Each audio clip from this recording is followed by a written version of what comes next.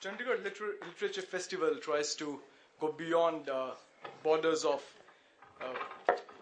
genre, of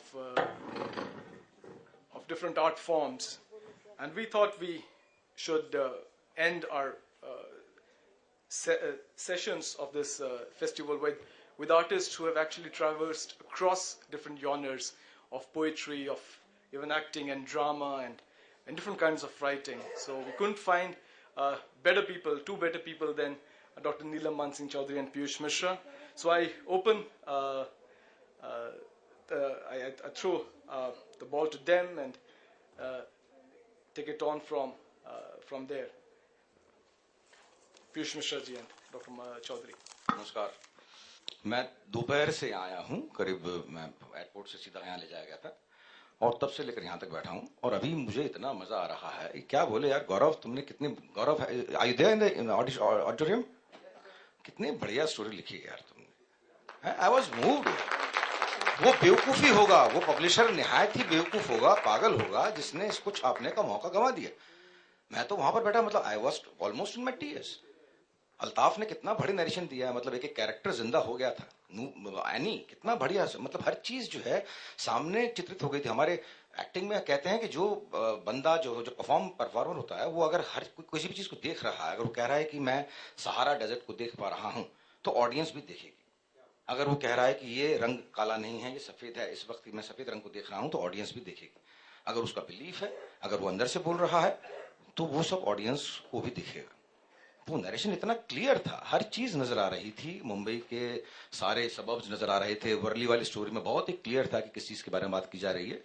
so I am thankful to Mitul Dixit कि he called me और मैं आज इस ओकेशन का हिस्सा बना हूं और सारे पुराने दोस्तों से मिलने का मौका मिला। नीलम जी तो हैं ही, रानी भी आई हुई हैं, वंदना जी हैं और दूसरे तुम लोग जितने यूनिफॉर्म में बैठे हो, किड स्टफ। जिंदगी में जब तक सवाल उठाना नहीं शुरू करोगे ना बेटा, तब तक कुछ नहीं होगा। मतलब एक बार सवाल करने को कहें तो कम से कम 5 हाथ उठ जाने चाहिए। This should be the tendency of a student.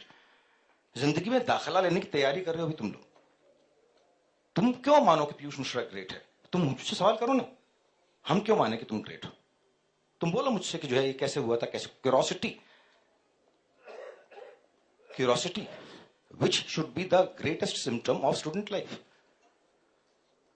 तो इस सेशन में मेरे ख्याल से हम, नीलम जी तो हैं ही, इस सेशन में मेरे ख्याल से जितना ज्यादा इनफॉर्मल बनने की कोशिश करेंगे, मैं तो हूं ही, आपको भी कर दूंगा अपने साथ, जितना ज्यादा इनफॉर्मल बनने की कोशिश करेंगे उतना ही ताजगी भरा वातावरण रहेगा। मैं बहुत कंफर्टेबल महसूस करूंगा। प्लीज बड़े बुजुर्ग बैठे हैं यहाँ पर, इट इज ए रिक्वेस्ट कि मैं कोई बहुत बड़ा बंदा नहीं हूं, थोड़ा बहुत जानता हूं, जहां नहीं जानता हूं वहां स्पष्ट बोल दूंगा आपसे कि मैं जानता नहीं हूं उसके बारे में। कुछ एक चीजें आप मुझे बतलाएंगे, कुछ एक चीजें मैं आपको बतलाऊंगा, शेयर करेंगे चीजों को। तो मेक इट इनफॉर्मल और जितने सवाल कर सकते हैं करने की कोशिश कीजिएगा, उससे मुझे अपने आप को एक्सप्लोर करने का मौका मिलेगा। हो सकता है अपने बारे में कुछ चीजें ऐसी मुझे मालूम पड़े जो शायद मैं जानता नहीं था। तो over to Neelam ji. Thank you Piyush. इन्होंने एक टोन और टेनर शुरू किया है पूरे माहौल बनाने का। The topic that we are supposed to be connecting with today is music in theatre. Now, music in theatre is such a vast term, just like theatre is such a vast term. Theatre music also has a range and a kind of scale which is kind of difficult to contain. Despite the fact that we may have some definitive ways of looking at what does theatre mean, what does theatre music mean, but yet on the other hand, within that, each individual is working within their own creative impulses, their own personal affiliations, their own regional traditions. So it's a very complex field, theatre and music.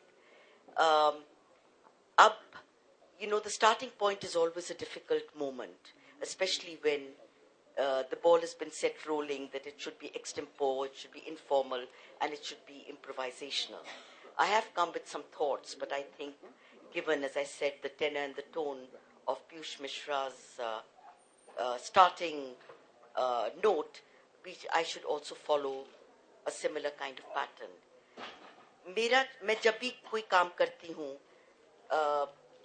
अब 22-25 सालों से मेरा संबंध PV Karanth जी के साथ रहा है.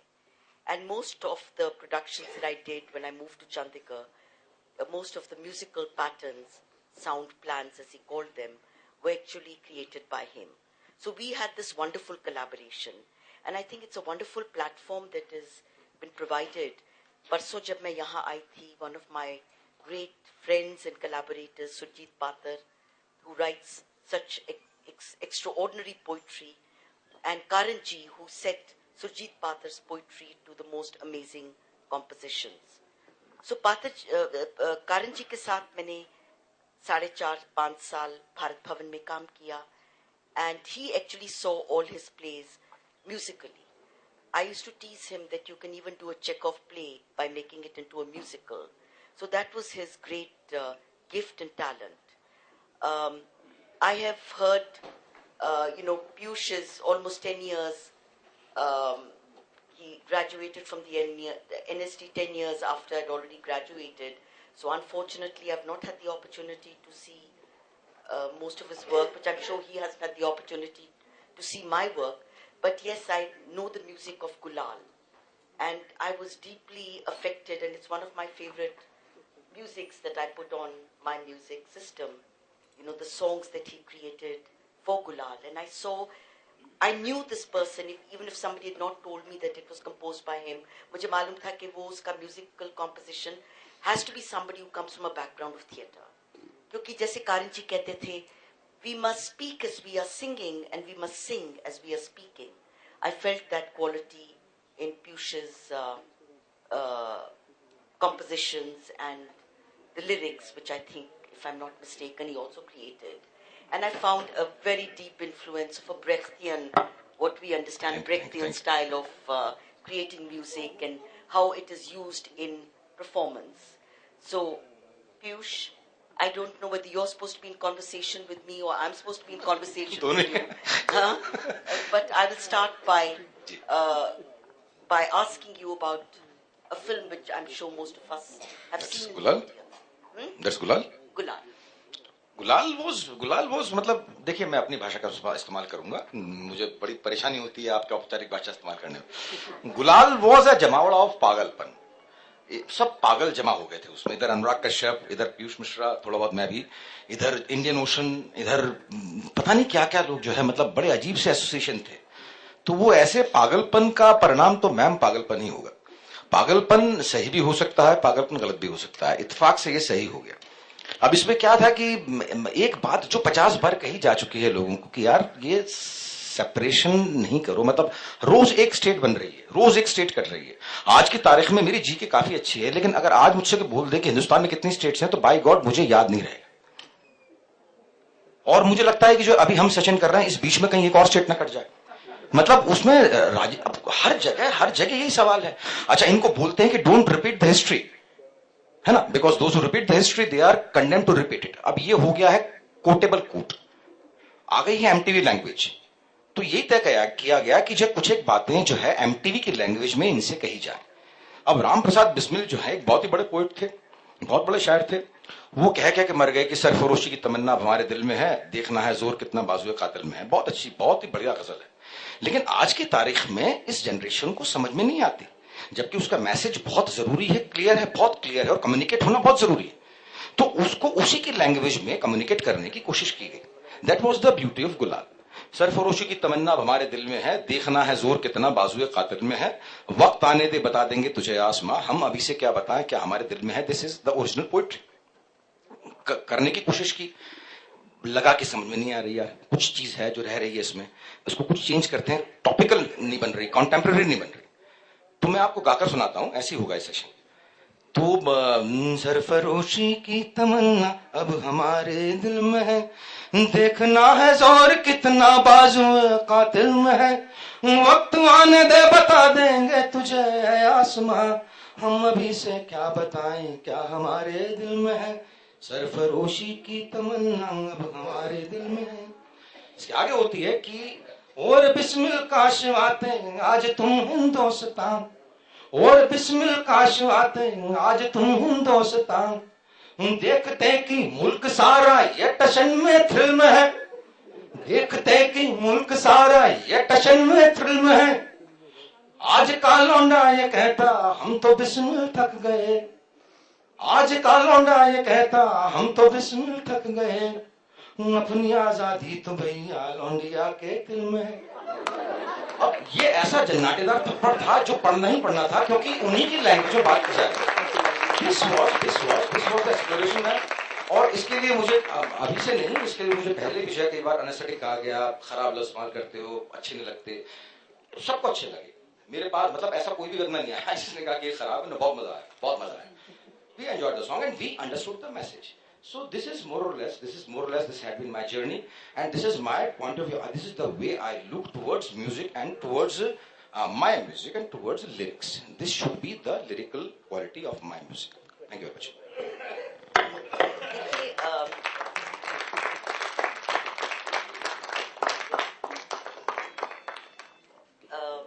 In a certain way, it's very interesting क्योंकि यहाँ एक correlation बनता है. Karan ji, जिनसे मैंने बहुत कुछ सीखा है, and somewhere the way he thought became somewhere my way of also looking at sound and music. उन्होंने कहा कि जो भी anything that creates a sound can be used for music.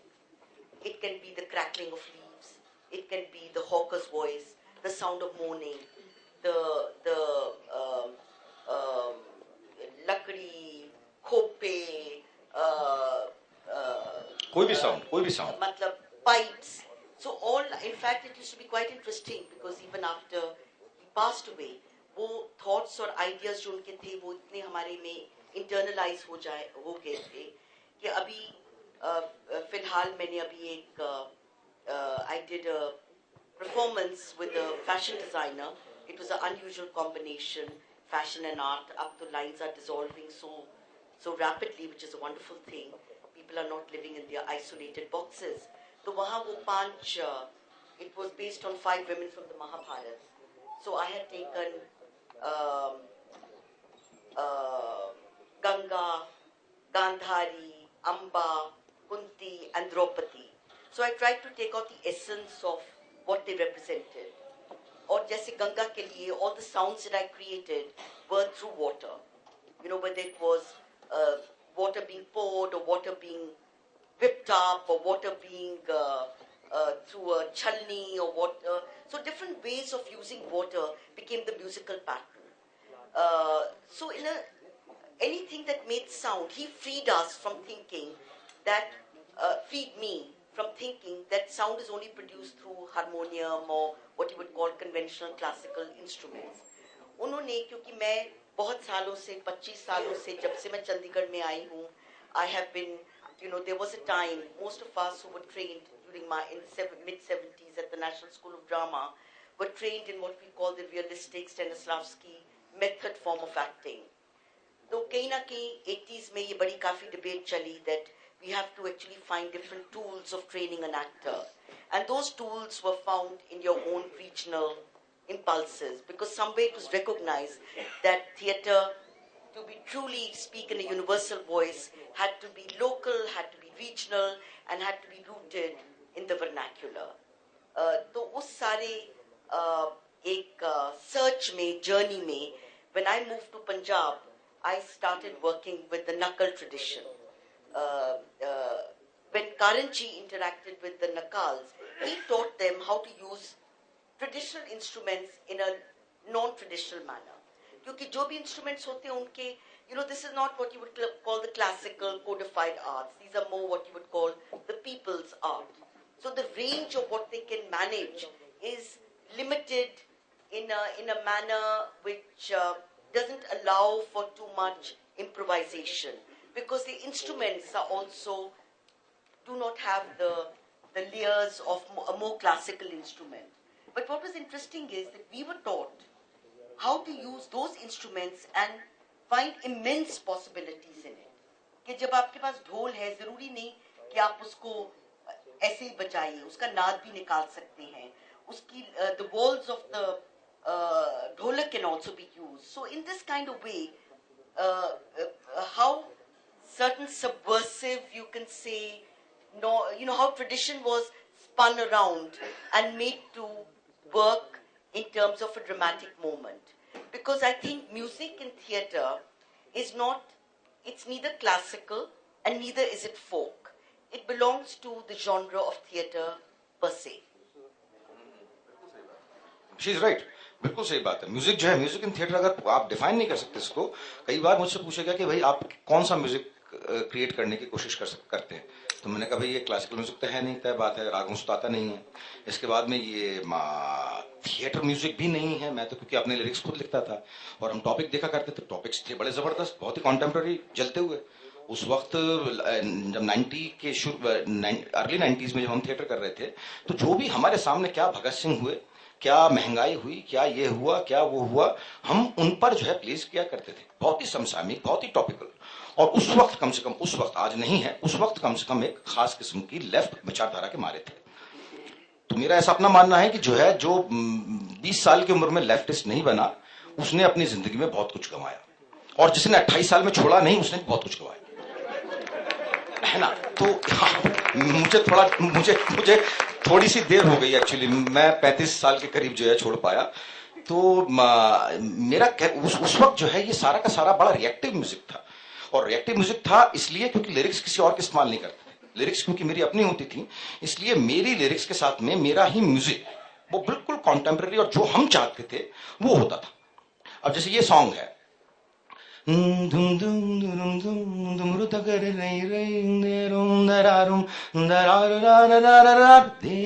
feel good, this feel good, this feel good, this feel good, this feel good। और ना तो kit kit बाकी सारा फिट, एकदम करेक्ट है जमाना, जमाना फील गुड।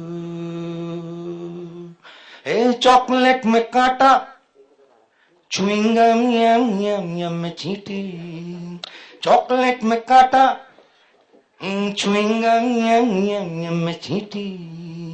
सोना थोड़ा उछला, चांदी छोड़ फिसली, काले रंग का कोला, मैले रंग का इंसान, थोड़ा सा फर्क है रंग भेद, कैसा वैसा है तो क्यों है ऐसा।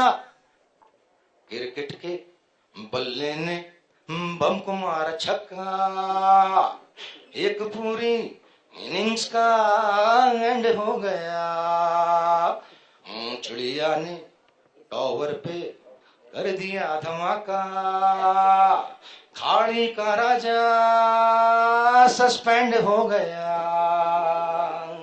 एकदम करेक्ट है, एकदम करेक्ट है जमाना,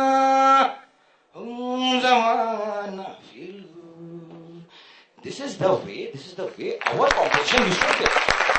तो नीलम ने बोला कि जो है इसमें ऐसे भी इंस्ट्रूमेंट, वो साउंड्स जो कि कन्वेंशनल नहीं माने जाते, मतलब इस तरह से म्यूजिक नहीं हो सकता, ये पत्थर की आवाज, ये नलके की आवाज, ये म्यूजिक का हिस्सा नहीं हो सकती।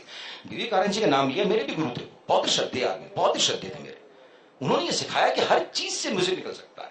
तुम ऐसे वक्त में म्यूजिक करने की कोशिश करो जब तुम्हारे पास में कोई भी इंस्ट्रूमेंट्स नहीं है। हमारे पास में कोई इंस्ट्रूमेंट नहीं होता था, ये सब हमारे पास में लग्जरी थी, तो अब मिलना शुरू हुआ हमें, माइक्रोफोन्स और ये और वो पूरा बैंड हमें आज मिलना शुरू हुआ। उस वक्त हमारे पास में बहुत करके हारमोनियम वॉज अ बोनस। एक तबला जरूर रखते थे क्योंकि तबले की जरूरत थी, परकशन की जरूरत थी, हारमोनियम वॉज अ बोनस। इसके अलावा और कोई भी चीज, हर चीज लग्जरी का हिस्सा होती थी। सारी की सारी चीजें हमें साउंड से करनी पड़ती थी, आवाज से और ह्यूमन पावर से, हर चीज उससे कम्युनिकेट करनी पड़ती थी। Thank you. This is really wonderful. I wish I had Piyush's gift to be able to sing. I don't have it. But what he said is very interesting. क्योंकि मैं मानती हूँ कि ह्यूमन वॉइस भी एक तरह का इंस्ट्रूमेंट के तरह हम इस्तेमाल कर सकते हैं। उसके variations, whether gibberish or whether playing with sound or playing with different registers within you and creating a musical composition. The other thing was that the voice of the solo singer, at least in the kind of theatre that I have been doing, was not used. Singing was always seen in terms of a chorus, singing in terms of their own layers, creating a kind of code of a musical pattern. So it became part of what you would call the accompaniment of other musical patterns. क्योंकि कहीं ना कहीं music मेरे लिए interpretive बन जाता है. What was music used for in theatre, at least in contemporary theatre? It was either used to take the narrative forward, it was either used to create an atmosphere, it was either used sometimes for entries and exits, as in Sanskrit theatre, or it was used sometimes, if you talk about the Brechtian way of using music, was to break the moment and create a second moment which was in complete contradiction to what has happened before. But I think at some stage many people discovered that music could also be used to interpret the text. Now, for example, the first time Karanji and me, I worked with him in Bharat Bhavan, wahan bhi kuch plays kiye. But the first time he actually came to to work with my own theatre group, the company, was in Nagamandala. And he said that he wanted to use musical patterns. Jo aise lage, if you're familiar with the text of Nagamandala, it's about the transformation of a man into a snake. But the snake is representative and becomes a metaphor for a multi-layered meanings, which I won't go into. But what was interesting is that he said, I want to give the feeling that there are little snakes all over the stage. And in no way did he use what you would call the conventional, bean. It was all through sound patterns. The kind of, I'm too embarrassed to repeat them. I mean, I do have the sound pattern in my mind, but I'm scared मैं बेसुरी ना हो जाऊं. So I'll avoid. avoid आप बोलिए ना, बोलिए हाँ. Like he had sare sare sare sare sare sa sare sa sare sare, and then it was going in many layers, this sare sa. So you got the feeling that there was something moving. So I can't recall, I don't have a very good memory, and that's why perhaps I really admire actors who can remember lines. फिर हमने एक play किया Mad Woman of Shayo, जहाँ मुझे movement चाहिए था. So he said, I want to have the sound of wheels, So we had rickshaws on the stage. So he used ho ho ho ho ho ho ho. He played on this.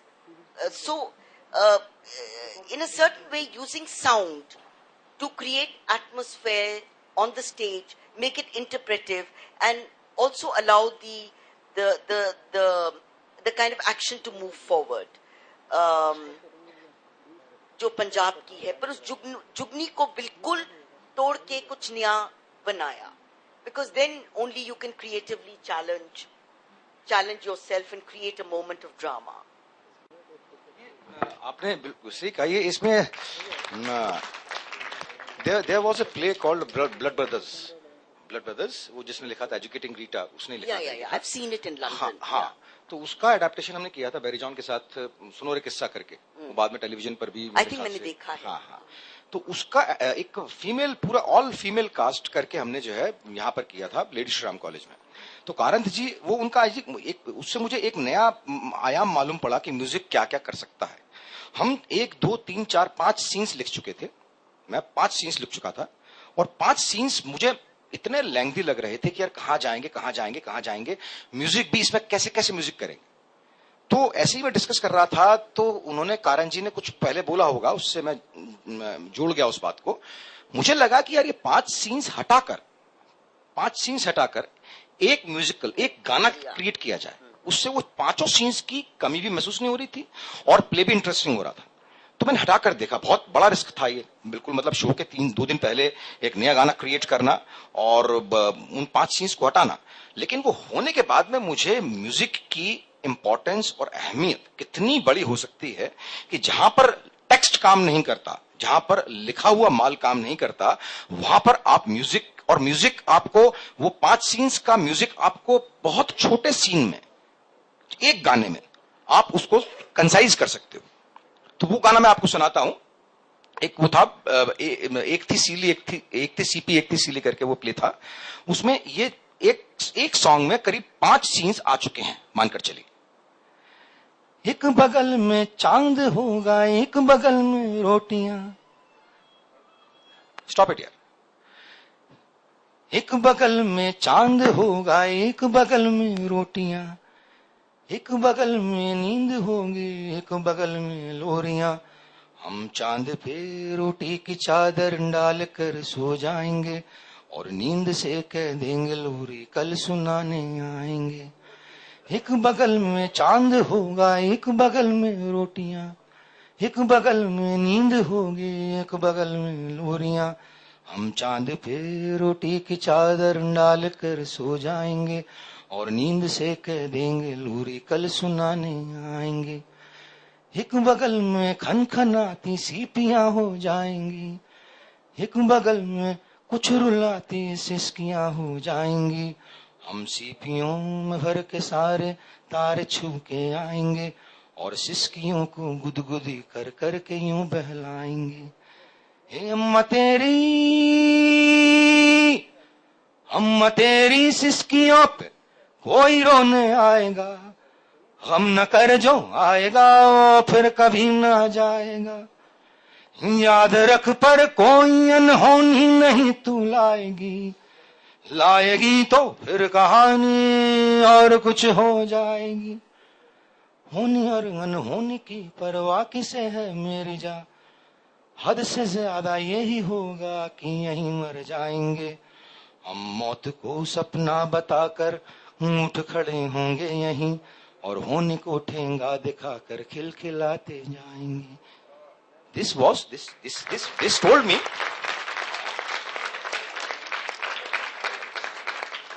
तो इससे ये सुनाने का मतलब ये था कि इससे मुझे मालूम पड़ा कि इतने बड़े बड़े प्लेस को, मतलब म्यूजिकल मैम कैसे बनते होंगे म्यूजिकल्स, मतलब इतने सारे सीन्स लिख लिए आपने, इतने मेजर हिस्से को म्यूजिकल में तब्दील कर दो। हमारे यहाँ पर म्यूजिकल्स का चलन नहीं है, लेकिन वेस्ट साइड स्टोरी है या फ्रेड ऑन द रूफ है, ये सारे के सारे म्यूजिकल्स ऐसे बने होंगे कि पहले इतना लंबा चौड़ा लिख दो, इसके बाद में इतना टेक्स्ट उठा के इसको म्यूजिक में तब्दील कर दो, इन सीन्स को म्यूजिकली कर दो। So that's how I think musicals have been created. Thank you. जैसे हमारी जो परंपरा रही है वो तो म्यूजिकल्स की थी। नकालों को ले लो, जात्रा, तमाशा, नौटंकी, and so on and so forth. In fact, the actor never spoke his dialogue; he sung his dialogue. Even if he had to say, "किस गलती खातर आया विच दरबार Pandita." I mean, he sang his dialogue. You would have said, "Why the hell have you come to my courts?" But he sang it. उसका tradition नहीं था बोलने का. It was कि गायकी में you say the dialogue. So somewhere, maybe because we were residues of post-colonization or because there was this fracture in history, we somehow lost those connections when we started evolving the ways we should create a sense of identity through theatre. And as you know that the notion of India is a very complex notion. So we have to really think in terms of regional identities that add to the so-called national sense of yourself. But I think what happened is that because we inherited the black box theatre and the proscenium theatre and realism, हमारे सारी references वहीं से आने शुरू हो गए. It's only at some stage we started connecting with what you would call dipping into our own traditions, because tradition was not something out there that belonged to the past. It was dynamic. It was transformative. क्योंकि जब हम oral tradition की बात भी करते हैं, it is what one person hands to the other and the other person adds on to it. And in this way, it's a continuously evolving energy. So taking that into consideration or taking that as a kind of framing, I think what has happened is that somewhere without realizing it or having that legacy within us, मैंने देखा कि हम भी कभी-कभी बहुत सारे जो speeches होते हैं, you like a play, you like the idea, you like it conceptually, but it is overwritten. And because it is overwritten, I mean, I do have also a similar experience to what you're saying, Kip.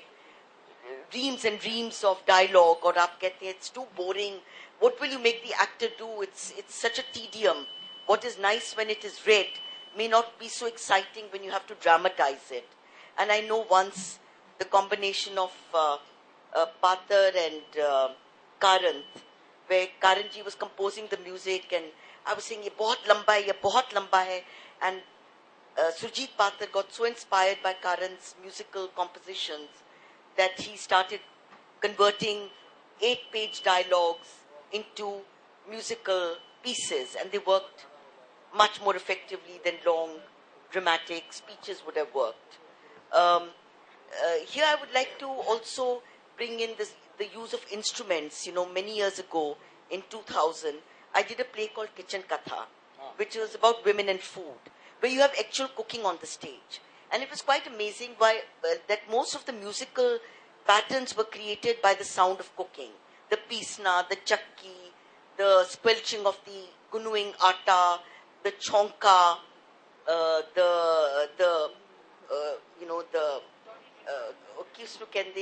that big dori danda and masala pisna, and how they were woven into the musical patterns. And what was interesting is that most of the songs that Patarji had written were based on recipes. So between recipe and Karanji's musical patterns. So today I think so many so-called boundaries of what is acceptable, or, you know, all that is dissolving completely. Today we hope that we are living in a space where anything that makes a sound can be used to create a musical moment. ये बात तो है, मतलब, लेकिन इसके अलावा ma'am जो है आज की तारीख में जो टेक्स्ट लिखा जा रहा है, जो गाने लिखे जा रहे हैं, है ना, ये तो है ही है, ये तो बहुत बड़ा एक्सपेरिमेंट हो गया। आज की तारीख में जो गाने लिखे जा रहे हैं उसमें जैसे कोलावेरिटी है, अभी आप लोगों ने सुना होगा यूट्यूब में, इट्स अ स्मैशिंग हिट, मतलब रिकॉर्ड तोड़ हिट है वो।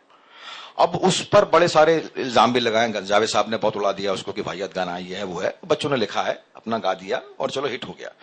लेकिन मैं यही सोचता हूं कि अगर ये जो अभी अंग्रेजी की बात हो रही थी, मेरे ख्याल से कुछ दोस्त पहले बात कर रहे थे कि अंग्रेजी लफ्जों का कितना इस्तेमाल हो रहा है या होना चाहिए, वो यहाँ गानों में भी वही बात, म्यूजिक में भी वही बात आती है कि हम कितना इस्तेमाल कर रहे हैं। उसमें इस्तेमाल और बिल्कुल ही ऊटपटांग सा इस्तेमाल है, लेकिन वो स्मैश हिट है। अब मुझे ये बात करते हुए सोचना पड़ेगा कि यार इसको खराब माने या एक बहुत बड़ी जनरेशन ने इसको पसंद किया है तो इसको सही माने। ये कई बार बड़ी कशमकश होती है कि इसको खराब माना जाए, इसको नकारा जाए। ये एक इतने बड़े समुदाय ने, बहुत ही स्मैश हिट है वो गाना, उसने उसको एक्सेप्ट किया है, इस बात को मुझे भूलना नहीं चाहिए। तो एक्सेप्ट किया है तो मैं वो गाना लिख सकता हूं क्या? मैं कोलावेरिटी नहीं लिख सकता, लेकिन अगर वो हिट हुआ है तो इसको मुझे स्वीकार करना पड़ेगा। बिना स्वीकार किए कोई चारा नहीं, बिना स्वीकार किए कोई चारा नहीं। और इस बात को भी स्वीकार करना पड़ेगा कि टाइम्स आर चेंजिंग, वक्त बदल रहा है, हम अपने वक्त से चिपक कर नहीं रह सकते। जैसे जैसे हम आजादी के 1947 से दूर आते जा रहे हैं, वैसे वैसे धीमे धीमे आजादी की महक, आजादी की दहक दोनों कम होती जा रही हैं।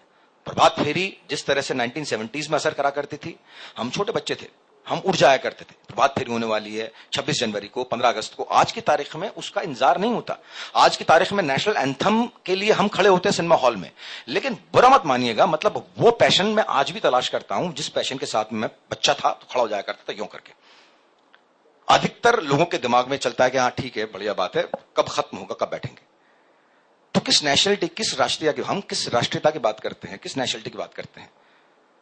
और फिर बोलते हैं कि करप्शन बढ़ रहा है, ये हो रहा है, वो हो रहा है। अरे जिम्मेदार तुम हो यार, जिम्मेदार हम हैं, जिम्मेदार सोसाइटी की एक एक यूनिट है।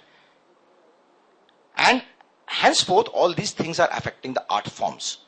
हमारा म्यूजिक हट हो रहा है, हमारे लिरिक्स हट हो रहे हैं, अच्छा नहीं लिखा जा रहा। दोष किसका है? हमारा है। वैल्यूज खराब हो रही, अच्छे गाने आना बंद हो गए। या तो रो पीट लो उसको, या फिर कुछ प्रयास करने की कोशिश करो उस दिशा में। तो thank you very much.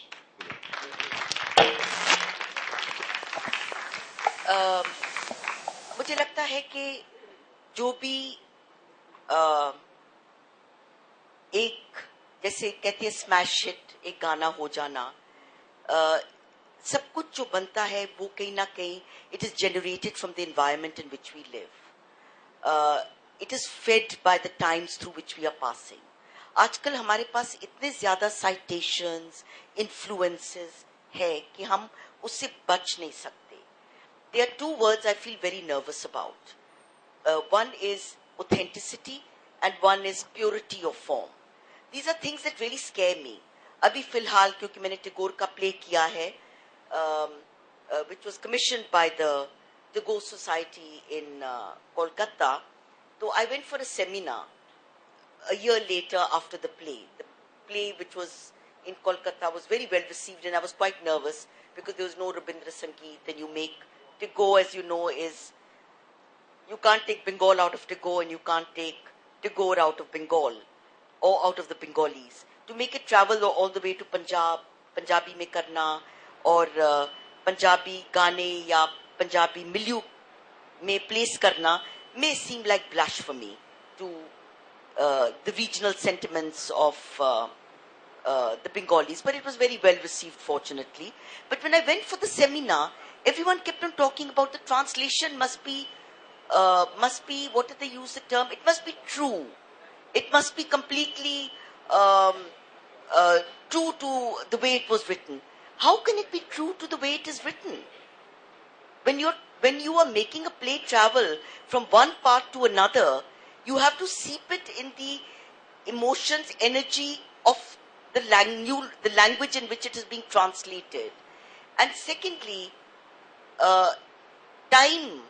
The time it was written and the time in which you are placing it, you can't kind of, I don't know, I don't believe in creating historical museum documents. Today, मुझे याद है जब शुरू में मैंने नकालों के साथ काम करना शुरू किया, तो एक दफे मैं रामलीला चली गई because I was trying to also go into a journey into my own state and what are the forces that exist here. तो वो नाच रही हैं because female impersonator का बहुत strong हिस्सा है, और वो गा रहे हैं झुमका गिरा रे बरेली के बाजार, रावण के बाजार में, रावण के दरबार में, I beg your pardon. So things keep on changing. I go to Golden Temple in Amritsar Darbar Sahib and I find कि कुछ शब्द गाए जा रहे हैं फिल्मी धुनों पे, मन डोले तेरे तन डोले पे. I've heard a shabad in Darbar Sahib. So I think change is part of a process. We cannot ignore that there is a generation that's coming up that is dealing with rap, gibberish, hip-hop, classical, folk. I mean, there are hundreds of influences to dip into. And I think it's so enriching. It is so enriching. We have to just open our doors and windows and allow the fresh winds of change to even affect the way we work. I can't do a work that belongs to the night. I mean, अभी मुझे कोई कहता है, आज ही किसी का phone आया, आप किचन कथा दोबारा कीजिए, अमोल पालेकर का फोन आया. I said no way. वो मैंने 2000 में किया था. In 2012, I've completely changed in the way I look at text, the way I look at forms, the winds of change that are blowing all around me. Like Brecht said, the artist is like, he's sitting on a ship, और वो sails होते हैं. The sails cannot ignore the prevailing winds. या तो आप उसके साथ जाइए या आप उसका विरोध करिए, पर उसके वजूद को आप इग्नोर नहीं कर सकते. So I am affected by बीड़ी जला के या films that I see, plays that I see, multimedia that's coming into performance, installation art. These are all part of my citations when I work. And very unconsciously, they become part of my archival memory. They lodge something with deep within me. और जब मैं काम करती हूँ, they spill into my workspace. That's an inevitability, and that is actually so freeing. I'm so free to be able to dip into so many hundreds of sources. सही बात है. आप कुछ हमको भी कुछ मदद मिलेगी, कुछ एक सवाल अगर आप करेंगे तो हमको भी अपने आप को एक्सप्लोर करने का मौका मिलेगा। I was about to step in. हाँ जी, On the audience's behalf. हाँ जी। Two exciting artists. Well, I've been rolling in my grave listening to, and while you were talking, I wanted to participate. Well, music is not only songs. Music, when we talk about theatre music, it's not just the songs. It's the music the actor feels in his mind, in his heart. And music is in the lines, in the words. And so many things which are not even audible. Anahat Naad. And music is the finest of all the fine arts. Every art form ultimately aspires to become musical. कुछ भी है, painting है, theatre है, acting है, कुछ भी है, हर art form जो है वो कहाँ रीच करना चाहती है, to the musical quintessence, that state. Very good. So, music, what Piyush is talking, how it is shaping into the new kind of cinema, where we talk, Munna Bhai, lage raho Munna Bhai, जहाँ गांधी की वो लोचन, क्या chemical लोचा शुरू हो जाता है. He is talking in that vein, and he's talking in the language the youth understands today. साहिबा गुनाहों पर ही तो है जिंदा इंसान, इंसान, इंसान, धोखा न खाइए साहिबा. हाँ, हाँ. इस तरह से वो चलता है, और जहां पर ये आपने रिदम एंजॉय करा वहीं तोड़ देता है वो. तुम जब चाहते जो हमारी रहनुमाई करना, दिखाते जो हमें गुनाहों से परहेज करना, हमारा पेट भरना है तुम्हारी जिम्मेदारी, जब खा चुकेंगे शुरू नसीहत होगी तुम्हारी. This is where the Piyush rights.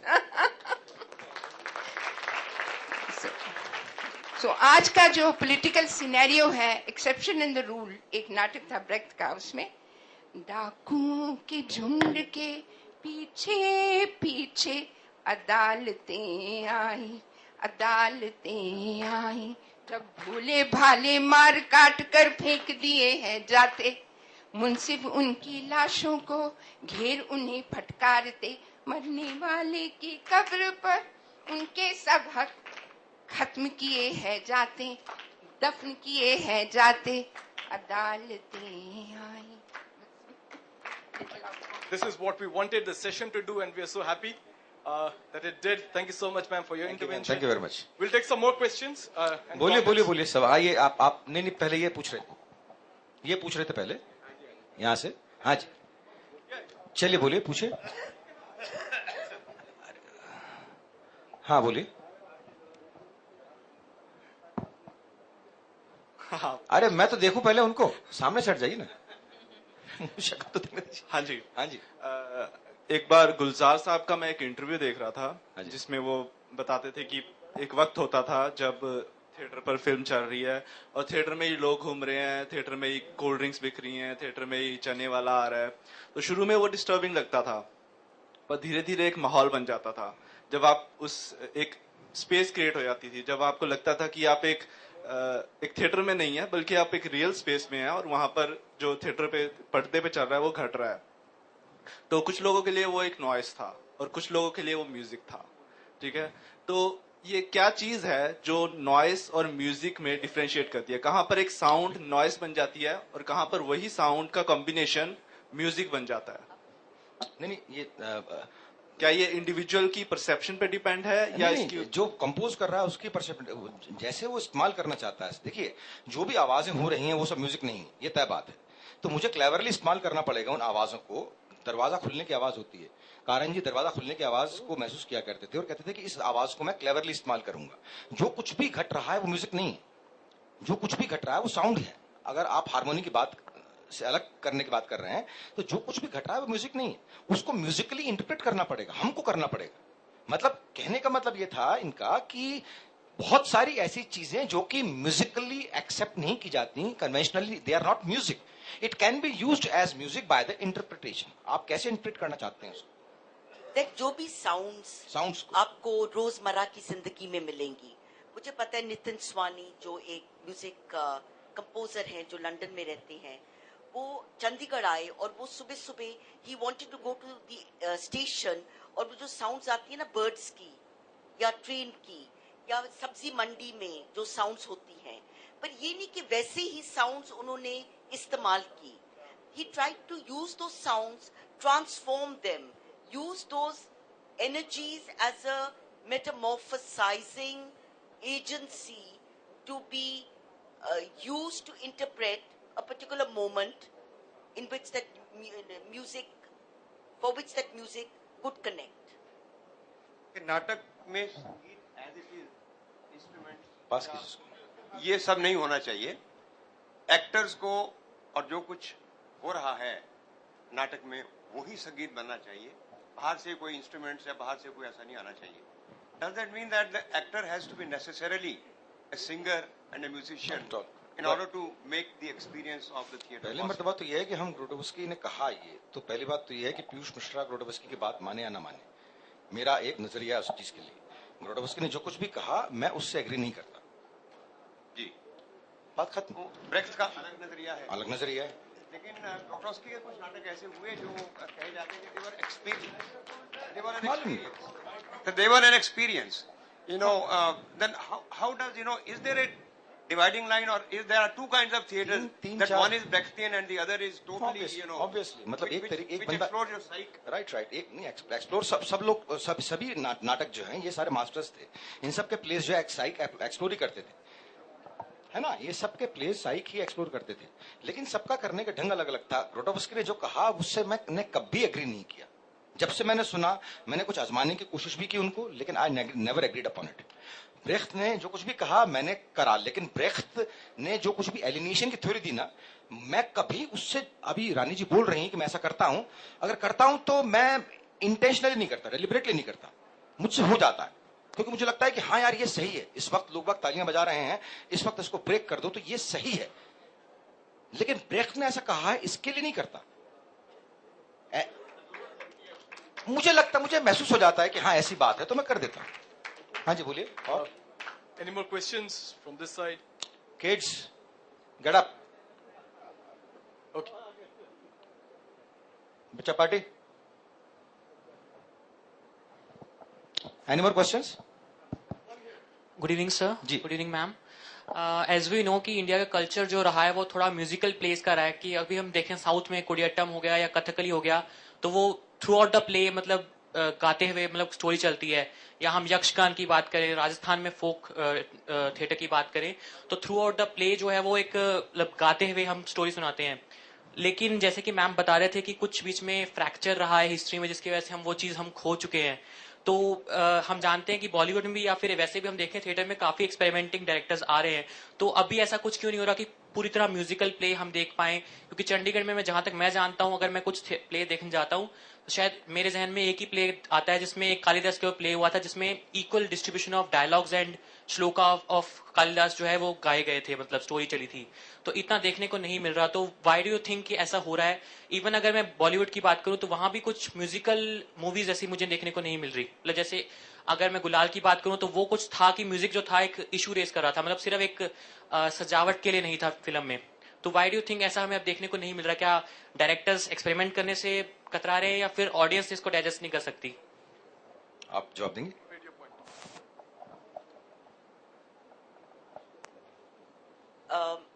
मतलब it's not a very easy question to answer, because the fact is that there are some musicals that have happened in theatre. अगर आप एलेक पदमसी की बात करें या पर्ल पदमसी की, उन्होंने Jesus Christ superstar, Godspell, Evita, Amadeus, इस तरह के प्लेस हो चुके हैं. And I think there have also been some plays in India. I think Arvind Kaur has done some which have been based on music. There have been certain plays even at the NSD which have been very much on the lines of a musical. But I think that, you know, most of us who are working under certain financial constraints can't do musicals because musicians are much more expensive than actors. हमारे वो बॉलीवुड में मतलब ये आप मेरे ख्याल से बॉलीवुड में चलन ही नहीं है. बॉलीवुड में we don't have a tradition of making musical movies something like. Once it happened. I think it was हाँ हीर Ranjha. Anita Kanwar and it was who was थोड़ा the सा guy? रोमानी हो जाए. हाँ, थोड़ा सा रोमानी हो जाए. एक हीर रांझा करके और आई थी फिल्म. चेतन मेरे ख्याल से चेतन साहब की फिल्म थी. हैं जी, हैं जी. हाँ हाँ. तो ऐसे मतलब यहाँ पर म्यूजिकल फिल्म्स का चलन नहीं रहा. और शीला भाटिया ने भी तो काफी शीला भाटिया ने भी हाँ वो म्यूजिकल किए हैं, ऑपरास किए हैं. चंद बदलादा हाँ. सुल्तिया. तो जिस तरह से वेस्ट साइड स्टोरी है या फिडलर ऑन द रूफ है या dream of the Peter man, ये सब जो है जो म्यूजिकल फिल्म्स जो है अलग से म्यूजिकल मतलब आपके it is not film with music in it. Music के साथ फिल्म्स नहीं है बल्कि म्यूजिकल फिल्म्स हैं. ऐसी मेरे ख्याल से गुलजार साहब ने एक बार बनाने की, विशाल ने मुझे बताया था कि गुलजार साहब ने एक बार बनाने की कोशिश की थी मिलिट्री पर कुछ, लेकिन फिर बाद में जो है वो फिजल आउट हो गया था. बाद में खत्म कर दी. I think हम आपके हैं कौन was a musical. No, that way तो हर फिल्म ही म्यूजिकल हमारी. Yeah, but that had kind of हाँ, a bigger thrust in terms of music. That is a film with songs, with the music into Every it. 5 minutes it broke into a musical. बताइए ना कितनी बड़ी बात है. हाँ नहीं बना पाते मतलब बहुत मुश्किल है, बहुत मुश्किल. मतलब ये डर लगा रहता है कि ये रिसीव की जाएगी या नहीं की जाएगी. आप अकेले देखेंगे कैसे कह सकते हैं. मुझे भी लगता है कि क्यों नहीं बनती, लेकिन वाकई वहां पर फाइनेंशियल कंस्ट्रेंट्स इतने ज्यादा हैं कि हम एक फिल्म बनाने की बात करते हैं, ऊपर से 100 झगड़े शुरू हो जाते हैं कि इसमें कौन से एक्टर्स होंगे, क्या होगा क्या नहीं. ये आसान काम नहीं है.